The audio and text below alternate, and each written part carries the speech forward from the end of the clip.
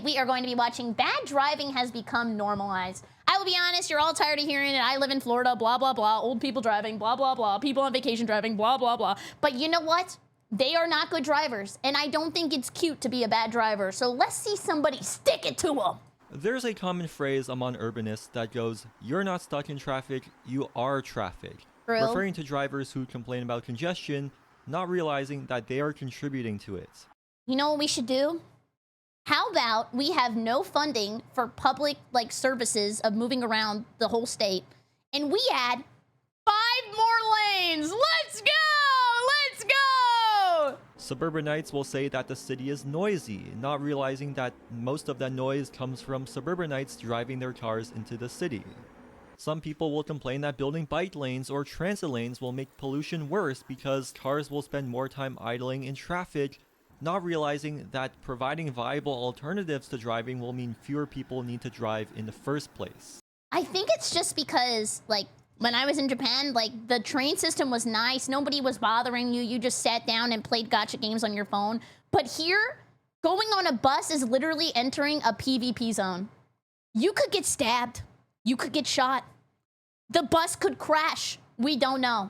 British You could be offered psychologist drugs. Ian Walker refers to this as motor normativity, also known as car brain. Many cities in North America are designed exclusively for cars. It didn't used to be that way, nor does it have to be.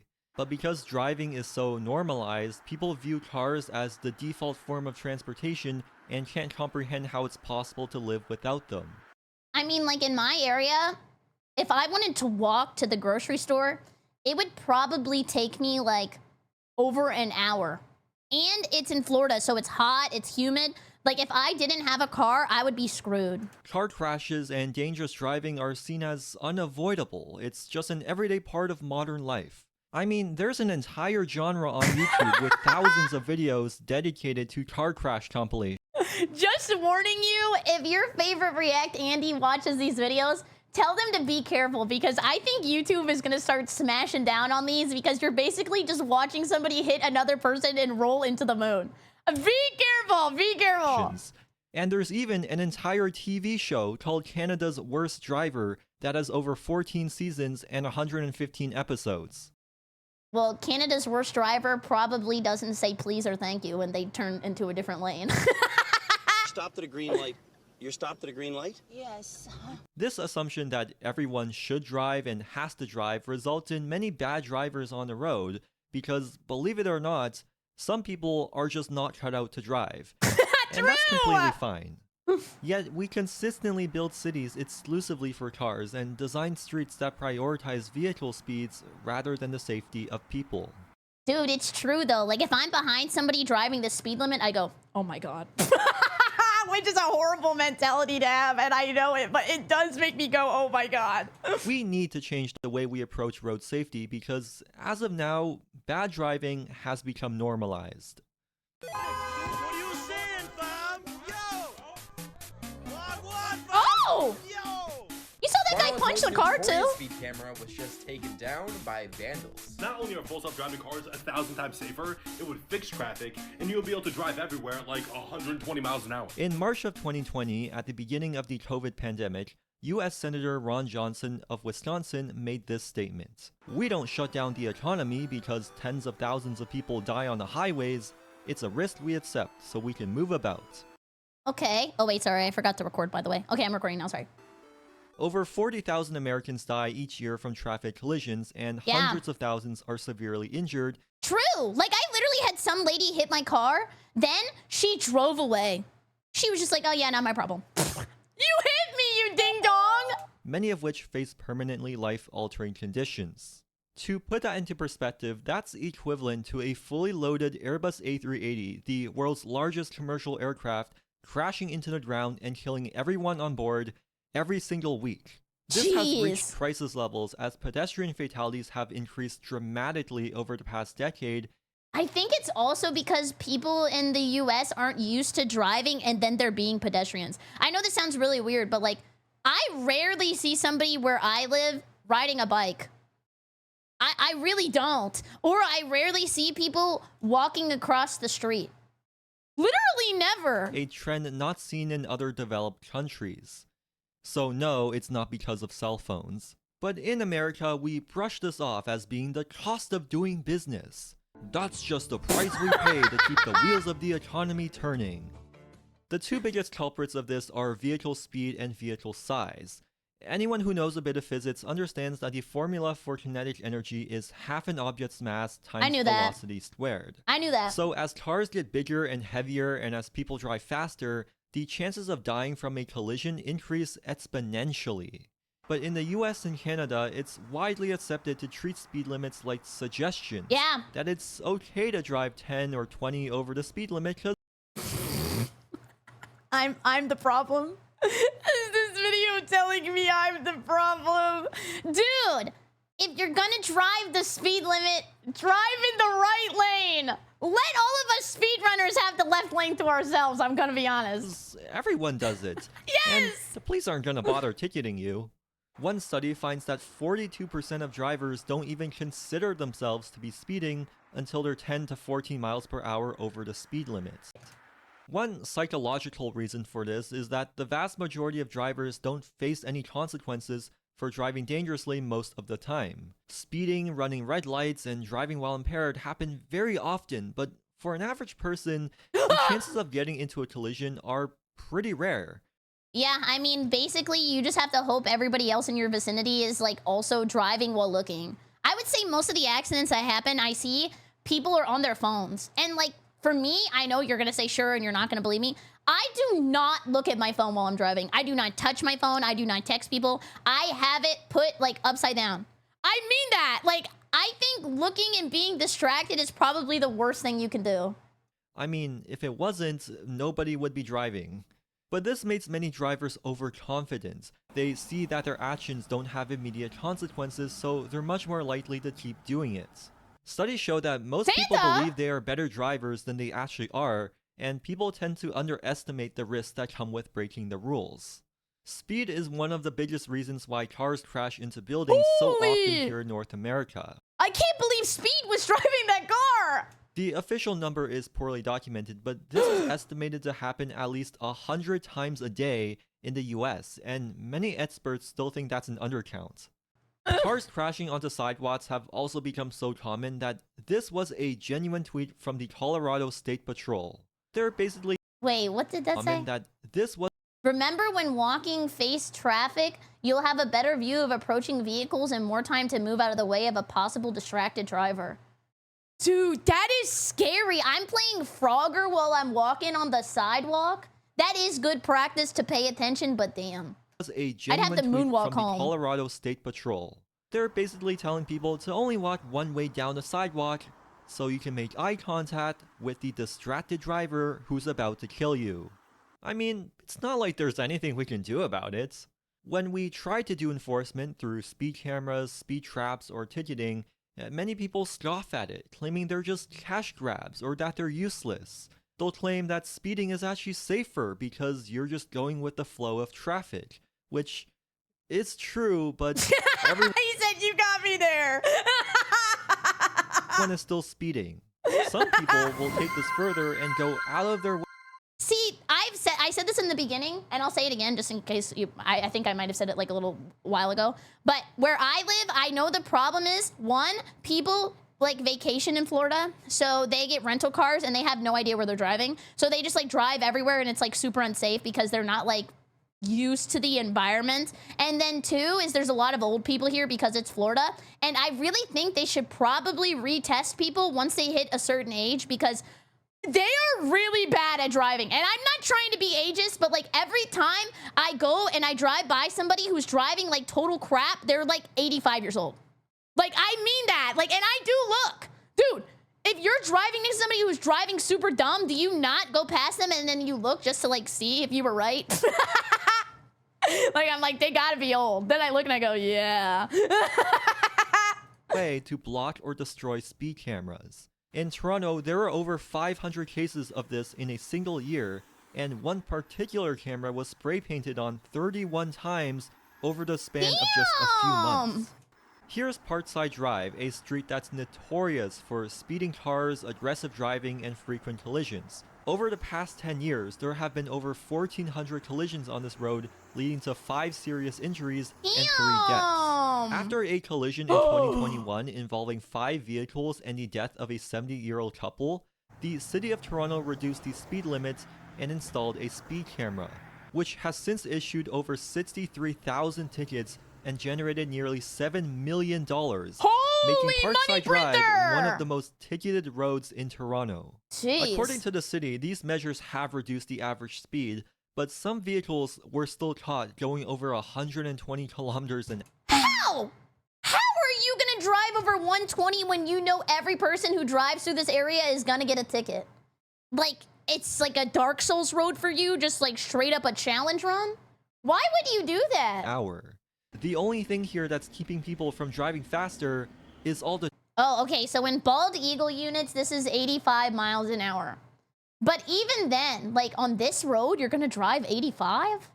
Look at how like smushed and tiny and pathetic and little and itty bitty this is. Traffic. That 75. speed camera was vandalized earlier this year because, of course it was. And recently, someone... I don't know why I always feel bad when robots look like they died. He looks so sad. Can somebody help me? Please. Oh, fuck. chopped it down like a tree. A few days later, the city put it back up, but on the same day, someone chopped it down again. No! I don't think speed cameras are effective at reducing speeding, and there are much better ways of slowing down cars, which I'll get to later. But it... Way to slow down cars. Speed bumps. There's so many people, the people who drive fast don't want to mess up their car most of the time. So like if they're riding like a super cool car that's kind of low to the ground, they'll slow down. Or like spikes, yeah. Or maybe like flamethrowers or like bazookas. really shows Yeah, hired gunmen. just how normalized it is for drivers to break the rules when cyclists are constantly scrutinized for rolling through a stop sign, while this is considered heroic. Dude, I'm never gonna ride a bike. Just because one, that would make me somebody who rides a bike, and I don't want to set myself up for 900 jokes and people making fun of me. And two, I don't want to pay attention to the rules and then get hit by a car. So it's like I get punished because I followed the rules. It's not worth it. Also, this is the way it was when I was growing up. My dad used to love riding his motorcycle. But like my dad had to stop once he had me and my sister because it's just like very dangerous. And it sucks because you could be the greatest motorcyclist in the entire world, but then somebody who's on their phone playing Candy Crush just runs you over. And there's nothing you can do because you don't have like armor lock. Traffic collisions have become synonymous with the term accident, as if these collisions are unexpected and unpreventable. Recently, I've been really into those airline crash documentaries. You know those videos that dive super deep into aviation incidents and why they happened? If you watch any of those, you would know that crash investigations are complicated. They don't just blame the pilots and fire them. They go super deep into all the underlying psychological and systemic factors that led to the crash. The airlines restructure pilot training and adopt stricter maintenance procedures. The aircraft manufacturers improve their technology and quality control. Well, unless you're Boeing. But the point here is that it's complicated, and it's all done so that we're 99.9% sure that a similar crash won't happen again.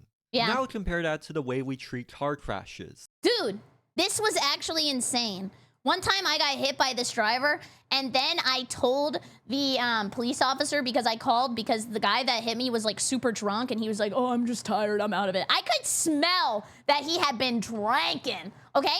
Then the police officers came, and they came up to me, and they said, he said he was just tired, and we believe him. What? You're not gonna help me out with my insurance? What the hell? In North America, there's a huge emphasis on personal responsibility. Whenever a car crash occurs, the conversation is always about whose fault it was. Well, that's just because insurance freaking blows, man. It's so bad. Like, we pay every single month for insurance, whether or not you get in a crash. Then you get in a crash, and they'll find every single way to not pay you out. That person did something wrong to cause the crash, and if we all be more careful next time, we can avoid those crashes. They're always blamed on the behavior of individual road users, as if that's the only factor that leads to crashes. They'll say that our roads aren't inherently dangerous. Stupid people are dangerous. This is one of the main arguments Yeah, stupid people are dangerous. Get them out of my League of Legends games, please. They're dangerous to my LP. people make for autonomous vehicles. Driverless cars will remove human error from our roads. Our cities will be safer than ever.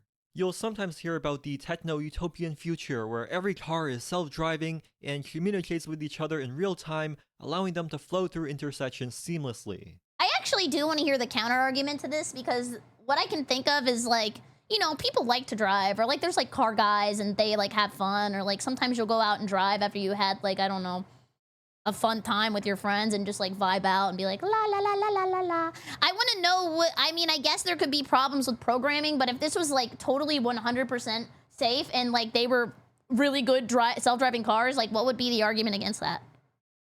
The counter argument is every incident where a self-driving car has crashed. Oh. I was wondering about that. You can't account for improvising. Oh, because like, I guess maybe like a robo car would see like another car in front of it, like make a mistake, and then maybe it'll be like, you know what, it would be better if we just died instead of like a family of 4. Trolley problem ass cars. Bubba, thank you for the 100 bits. Imagine getting your car hacked and you get taken against your will to someone's weird ass dungeon. Well, are they sexy? But man, I would hate to have to cross this thing.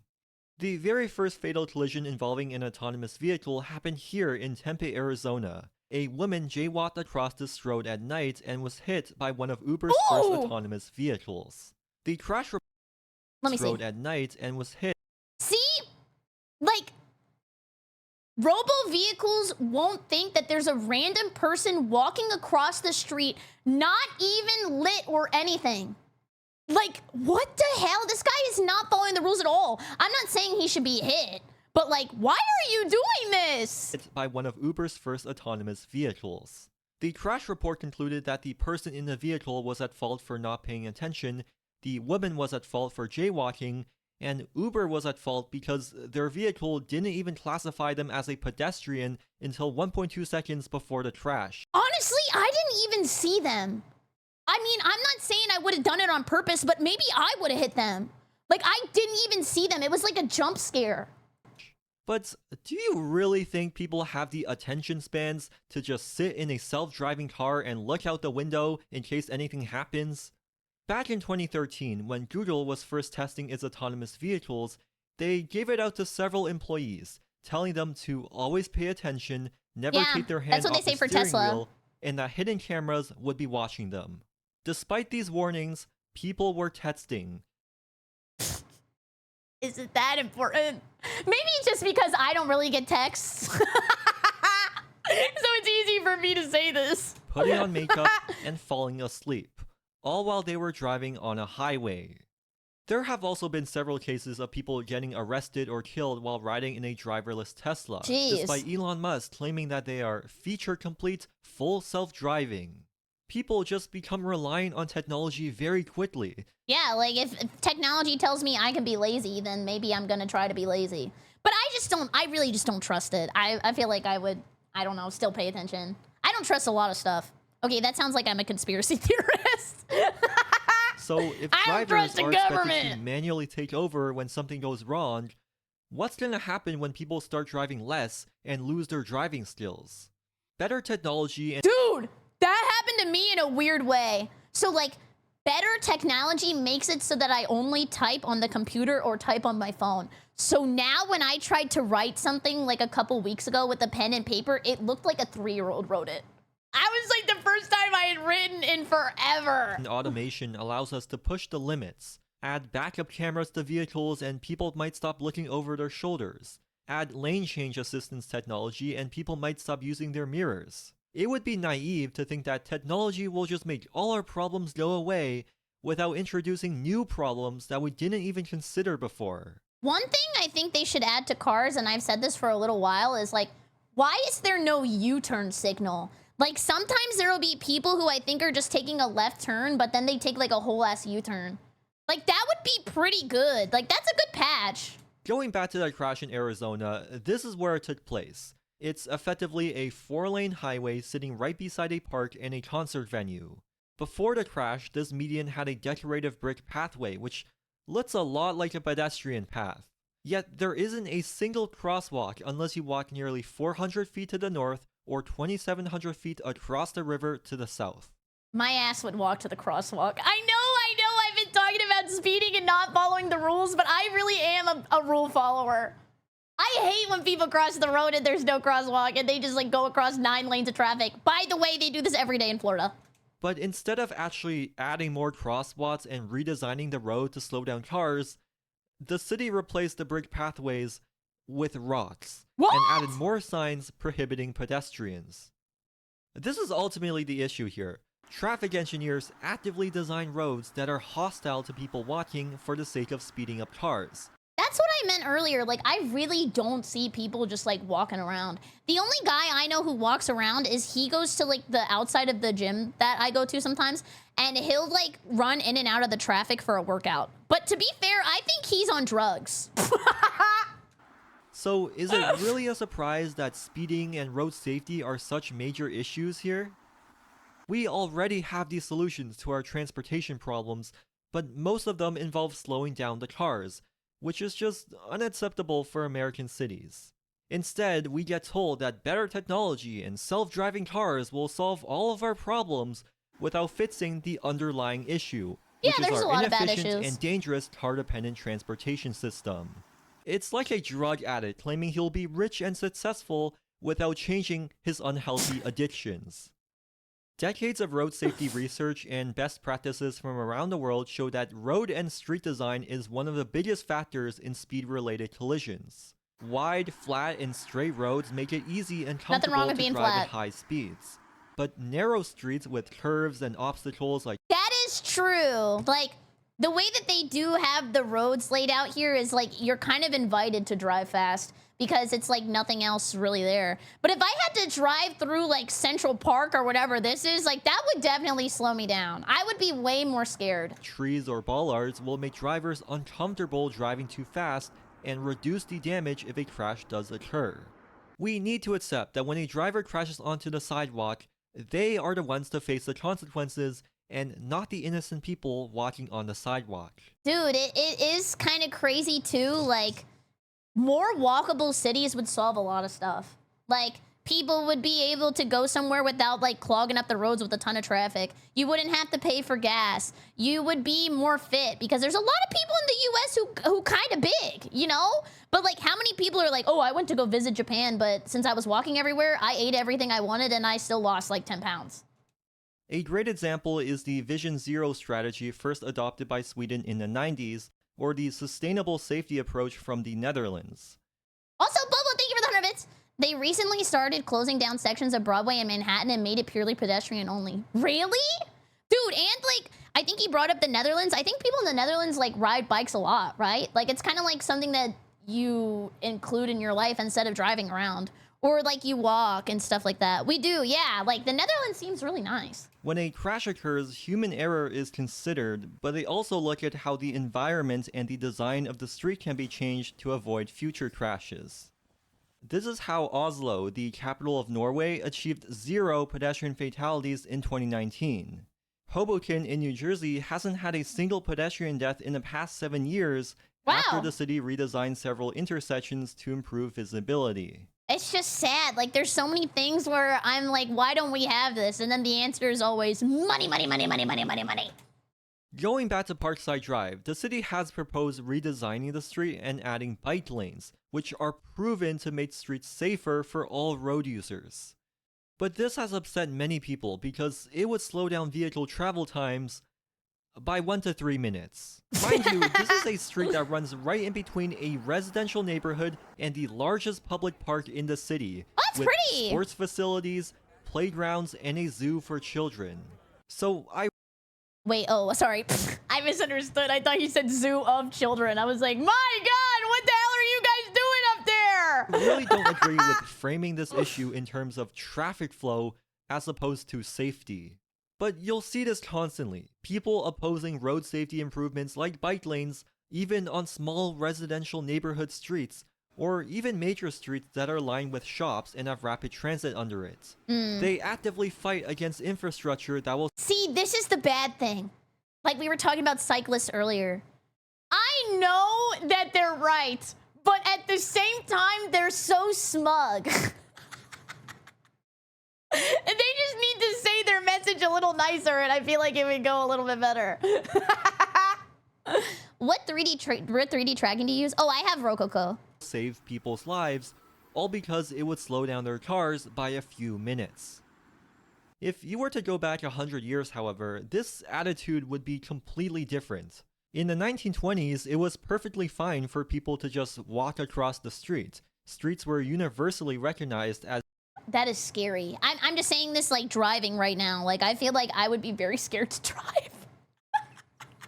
Like there's way too many QTEs here. shared public spaces. But as cars became faster and started killing thousands of people every year, they were viewed as deadly intruders, and people overwhelmingly wanted strict regulations like speed governors on them. Whenever a motor vehicle struck someone walking, the motorist was fully responsible, because, you know, they were the ones driving a big fast vehicle on a busy street. I see. I feel like I agree with this to an extent, but sometimes I feel like it gives too much like leeway to the people walking around. Maybe I just don't believe in people being smart, but there are some dumb people out there who do just like jump in front of a car. I don't know. I feel like that also just my American brain that opens so much to being like, I don't know, insurance claims and shit. I just see the bad side of humanity too much. But in like a good world, I do think that like if person get hit by car should always get in trouble. The auto industry knew that cars were fast and But like, look at this. We're just walking across the highway. Like, I mean, at some point you have to just like use logic and think like maybe this is not safe. I don't know. Like, I would never do this. This is just so dangerous. deadly, but tight regulations would destroy their profits. So they spent millions of dollars on massive campaigns to redefine the streets as a space exclusively for cars. They I don't know. Maybe like, if cars were slower and like if people were more smart. lobbied the government and actively fought against measures to limit their speed. They sponsored school safety campaigns to brainwash children, and they invented the term jaywalking to shame people for crossing the street. I've been brainwashed. I'm brainwashed. I don't know. Don't shame me. Don't shame me. Please. Yeah, I think it just depends on the culture of like the society that you live in. I know it's society. I'm the Joker, baby. But like in the US, I just feel like there's so many cars to where this wouldn't work. But like if you're somewhere where there's more pedestrians than cars, then it's probably fine to just like walk across the street.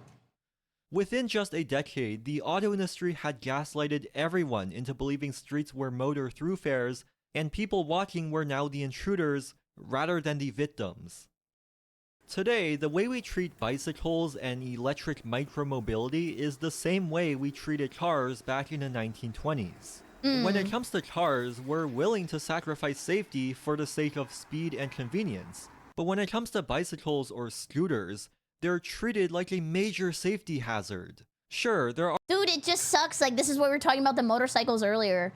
Like, it sucks that you could be the greatest cyclist of all time, but there's still some person in their, like, Ford F-150 playing Candy Crush who just, like, steers all across the road and then hits you.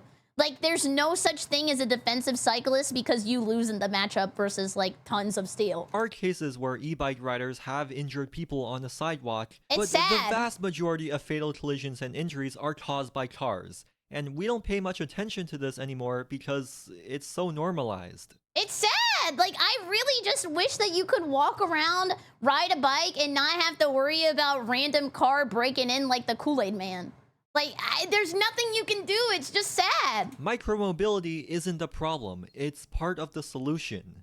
Encouraging people to cycle instead of drive will make our streets safer, because the safest car trip is the one that never happens in the first place. True.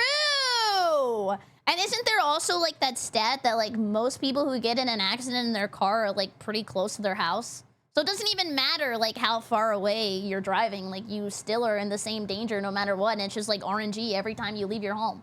Here's the thing though, in many parts of the US and Canada, you literally cannot go anywhere without a car, which means that children and people's grandmas with poor eyesight are forced to drive. Otherwise, they have no independent mobility at all. Yeah. Yet, as soon as a child turns 16, learning to drive is seen as a rite of passage, a step they take to finally become an adult. That learning to drive grants you the freedom and independence to go wherever you want. I mean, it definitely felt that way. Like, have you ever, like, been growing up? Oh, I mean, obviously, everybody in this chat. And, like, asking your mom to take you somewhere, I'd be like, hey, Mom, can I go to my friend's house? And she'd be like, ugh. Ugh. And it's like, now I got to skip all of that because I can drive, which is freaking awesome. And if you don't do this, people look down on you and tell you to grow up. How other people have to drive you around for the rest of your life. Or they'll assume you're just a drunk driver who got their license taken away. Car dependency forces people who don't want to drive or shouldn't be driving to drive. Sure, driverless cars might help, but a lack of accessibility is a problem inherently caused by car-dependent planning. So, are they really necessary? In many walkable neighborhoods, it's already common to see children or old people getting around by themselves, and That is scary, dude. It's like anywhere else in the world, just seeing people walk around is like totally normal, but here, like, I get scared. I'm like, somebody could just hit them. I think it literally is just because I live in Florida and I have seen the worst of the worst in driving. Like, this is scary to me. being fully independent. Even in the suburbs, like here in Markham, Ontario, this bike lane allows many seniors to safely bike themselves to this mall, which is a vital community gathering space for Chinese Canadians. That's nice. AVs are not here to save the planet. They're here to save the auto industry. When I imagine a city of the future, I don't think of this. I think of this. Pedestrianized plazas that encourage people to walk around and relax. That would solve a lot of Massive problems. transportation hubs with fast, frequent intercity trains and automated metros. Probably on High-quality time. bicycle paths and giant bicycle parking garages to Whoa! This is pretty cool. I've never seen this. Wow. encourage active transportation. And lots of greenery and rivers integrated into the urban fabric. That's cool. Traffic, pollution, and road safety are simply not as big of an issue in these places. This is nice. And they achieved this without any fancy sci-fi technology at all. And look at all the bikes! I've maybe seen that many people riding a bike in like the last 3 years collectively. Look at that! There's so many good alternatives here that the only people who drive here are those that really want to or need to. And because those drivers likely walk, cycle, or take transit themselves, they're much more sympathetic to people outside a car. Are there bad drivers here? Yeah, probably. Yes! But bad driving is just not as normalized as it is in car-dependent societies. The solution is I mean, this could also be like a difference in culture that I think about sometimes too. Like, I would say in America, people are more like individualistic. So they don't care about other people on the road. They're like, where I'm going is way more important than where you're going, so I'm gonna go 50 over and then everybody move out of the way. not banning cars, just like how we didn't just flat out ban cigarettes. But we did ban smoking from bars, restaurants, and most indoor places. We did force cigarette companies to cover their packaging with health warnings. Cars are obviously different. They're much more useful and have completely changed the way we travel and move goods. And sure, if you live on a farm in the middle of Nebraska, yeah, you probably need a car. This whole channel is probably irrelevant to you. And I mean, also, there is some freedom in having a car. And some car stuff is cool. Like, I like seeing, like, the cool, sexy cars. Remember we were watching Top Gear and I was like, that red car is hot. And it was hot! That was a cool car! But cars are also much more deadly and destructive to people and the environment. So for most people living in dense urban areas, limiting cars from certain places makes a lot of sense. We can start by pedestrianizing streets and slowly building wider sidewalks and bike lanes. Once we've expanded our public transit system and densified our downtowns, we can introduce congestion pricing and add strict... See, this gives me anxiety too. There's like 3 places I never like to drive. Downtown, in a Costco parking lot, and anywhere near a Trader Joe's. And it's because that I know other people are dumb drivers. Like, somebody could just try to get over and then hit me. penalties for That red car really narrows it down. Oh, it was like a Lotus. I think you guys told me it was like an old school Lotus. reckless driving. When smoking bans were first introduced, many people were against it. But after a while, people saw how great it was, and now you can never imagine going back. Likewise, congestion pricing in New York has made a lot of people upset because people don't like change, especially when it affects them. But I would bet you $9 that a year after congestion pricing gets implemented, most people are gonna forget about it because they'll see just how much better it makes the city. This happened when cars were banned from Central Park. People were angry, but now you would be crazy to think that we should let cars back in. This is crazy. I didn't know they stopped cars in Central Park. I just knew people were pooping in the pool. The same thing is happening to Hyde Park in Toronto. The city started closing it to cars on weekends, which has summoned every single Karen to protest about how they can't drive their 90-year-old grandma into the park anymore. It is kind of nice to be able to walk around on a street. I know they do that on Sundays, I think, in Akihabara. You can walk around and there's like nobody there and everybody takes pictures and like the street is huge and it's kind of freeing. But as surveys from the city show, most people would prefer a car-free park. Bad driving is normalized, but we can change what's normal through slow incremental steps. It just takes some time getting used to. Yeah. Oh, that was the end? Now we gotta watch a guy get put in armor.